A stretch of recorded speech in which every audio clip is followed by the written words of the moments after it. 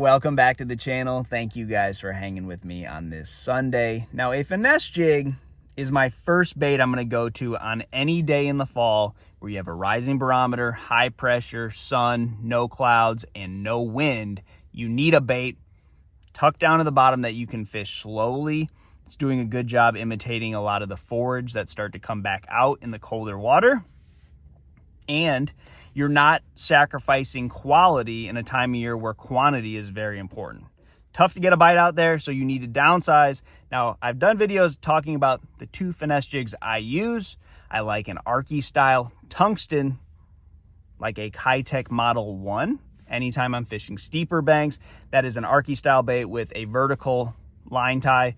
So I feel like the fall of that bait is a lot better. So anytime I'm around bluff walls, any banks that are steeper than 45 degrees, I really like that jig. Now, a ball head jig is a lead jig. I like the War Eagle Heavy Finesse, and I'm gonna fish that around my flatter banks with targets. So dock posts, lay down stumps, any type of wood I can find in the water, I'm gonna flip my bait at it. Now, these are high pressure days, sunny days, so bass are relating to shade and they just wanna get on something, so a jig, the perfect combination for those things. Now, I think pound test and the wire of the jig you're using is very important when it comes to getting bites and landing bass. So I'm going to go into that on today's video. Guys, I want to thank you for subscribing, hitting that like button. I really do appreciate all those comments. I will get back to you. And thank you for taking the time out of your busy schedules to do that for me. All right, so let's go back to the Arky style jig. I like that on steeper banks. Now, anytime I'm catching bass where I think the fall is important, pound test becomes important. So 12 pound test and 15 are typically the sizes I'm going to use. That is a smaller jig. It's a tungsten jig, and it has a medium wire hook that I think is like a 2 or a 3/0. It's a very small hook in that Kitech Model 1. Now, 12 and 15 pound tests, typically where the bass are biting it, it's not wrapped around a stick. It's not in any type of heavy cover. They're kind of biting it in the open.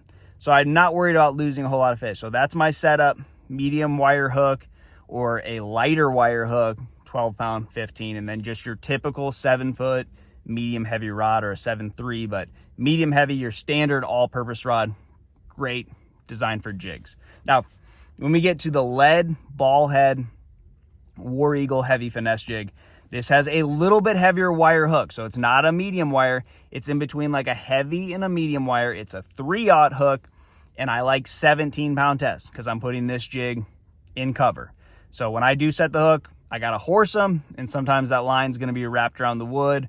You're around rocks, you're around stuff that you just don't want to keep a fish in there very long. So I go up to that 17, and that's basically my only size I ever use because that jig's on the bottom. You know, I don't think the fall is getting a whole lot of the bites. The majority of the bites come when the bait's on the bottom.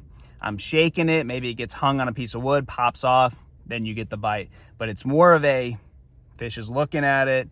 It's not necessarily the reaction of it falling in front of them. So I don't think pound test is super important when it comes to how many bites I'm generating with the lead ball head. So try that, guys.